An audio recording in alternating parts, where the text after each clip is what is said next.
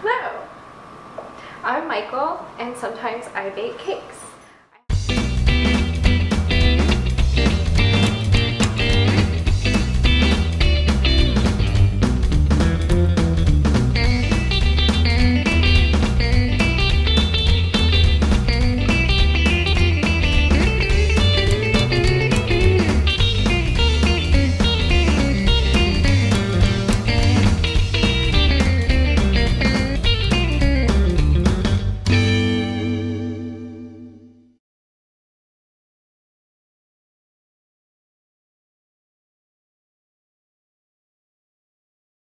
Go ahead.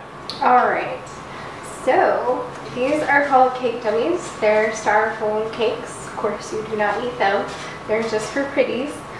But they're great for practice, and they're relatively inexpensive. This one was $6, but there's a place called Dallas Foam where you can buy them at a discounted price. This kind of styrofoam is better.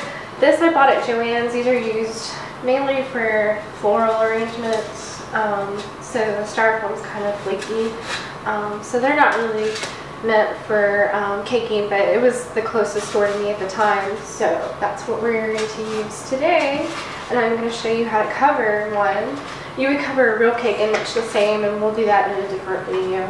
We just don't have the time today. So I'm going to move this out of the way.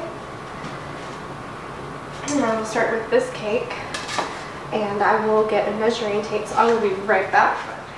So you want to measure the top of your form, which this one's almost about 8 inches, and then you want to measure your sides, which of course with the real cake you couldn't do this, but I'm going to do it because I can. So we're about 4 inches tall by 8 inches wide, so we're going to need 16 inches of fondant, because we're going to need 4 here, which is 8, and then another 8, so that'll be about 16 inches of fondant. So I'm going to move this out of the way. So I'm just going to start rolling this out. I mean, you can take the time to knead it, which I might end up doing if I can't roll it out.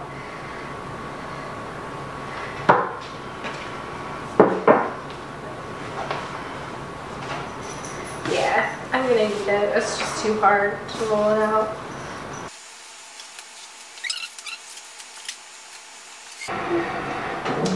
So I'm going to put that aside. I'm going to see if this is enough for covering my cake.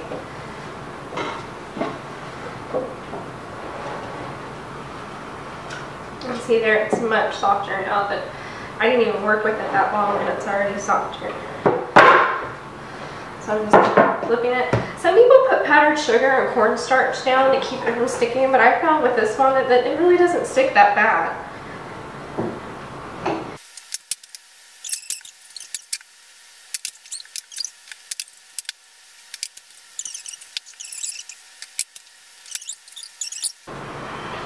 What I'm going to do, I'm going to measure, see where I am.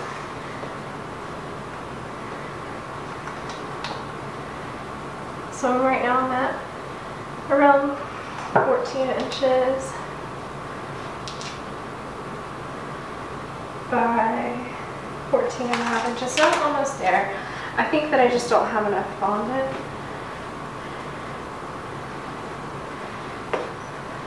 So I'm going to start all over. I'm going to start over here. More interesting is knowing that you're not going to always get it right the first time. That's true, and you're not. Because you watch them on craftsing and they make it look like it's so easy. Ever. Yeah, and it's not. I've never been able, like, sometimes like if it's a small cake, I can get it, but the big cakes, it takes a lot of work rolling out this fondant.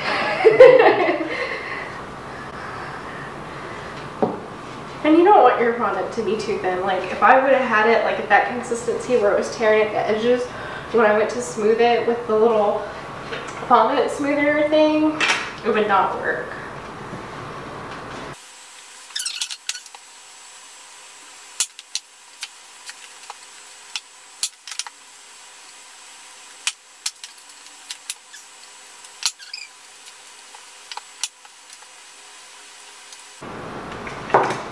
They make this machine, it's called a sheeter, and like bigger bakeries have one, and it just looks like a dream thing. I would love to have one.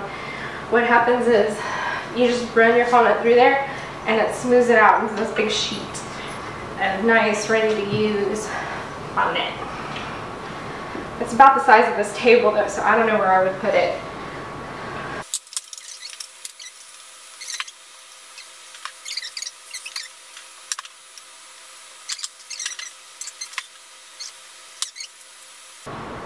Oh yeah, we're there that way. And we are there that way. Okay. I'm just brushing the sides with corn syrup. Because you need something sticky. So you either need frosting or corn syrup. Because your fondant has to have something to adhere to.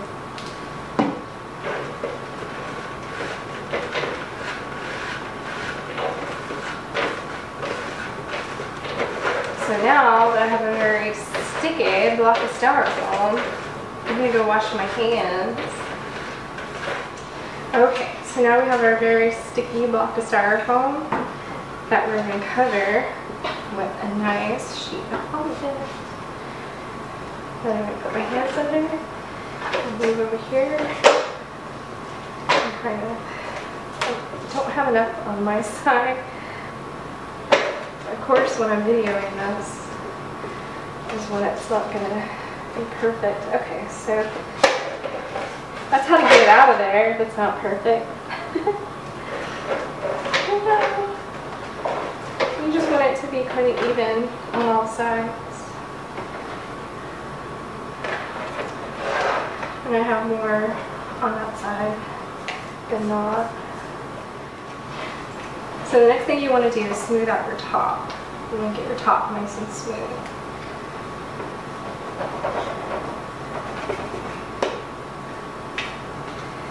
Then you want to work down and you want to pull this away.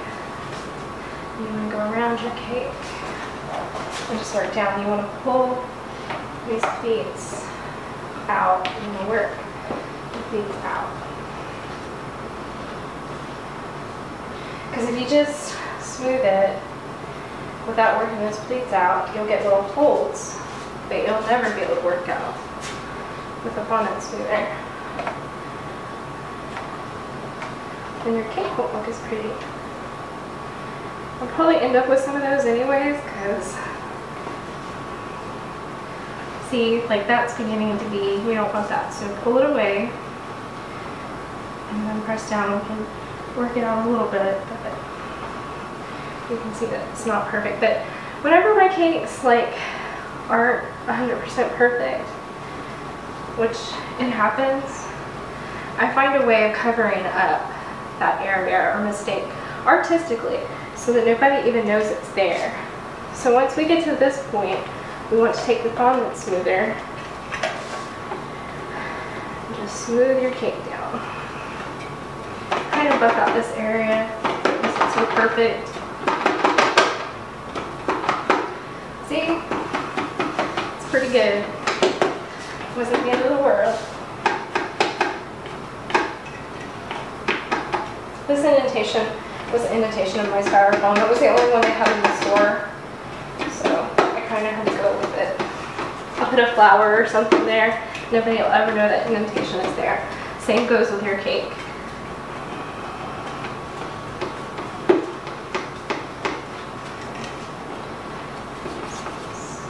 Work it.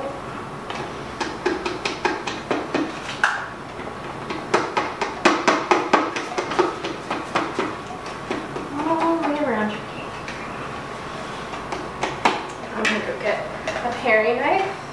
So at this point, I'm just cutting around my cake with a paring knife.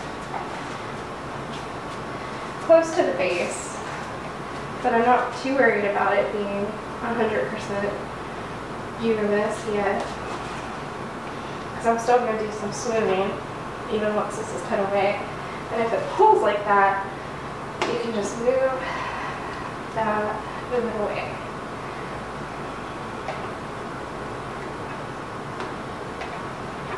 fondant's kind of thick right there.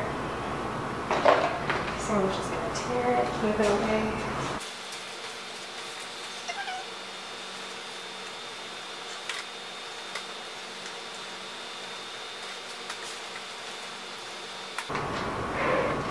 So now I'm going to get my fondant smoother. I'm going to smooth that some more before I do my final cut around the edge.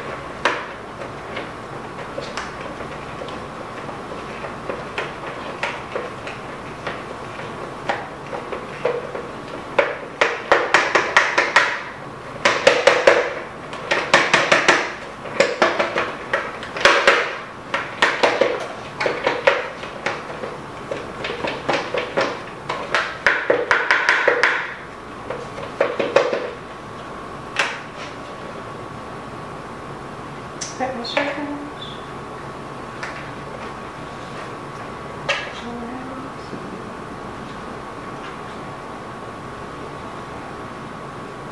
And then I'm just going to continue to cut until I get a nice smooth base around the bottom. Okay. So now my cake is all trimmed on the bottom. This is why like many cakes have a border to kind of cover up the edge. So a ribbon works nicely, or a fondant ribbon, or you can panel your cake with more fondant or flowers or roses. What I did to trim up the bottom was I went in with this X-Acto knife to get what the paring knife could not get, and then I continued to smooth it with my fondant smoother. So it's all nice and smooth, and now that's one tier ready to decorate.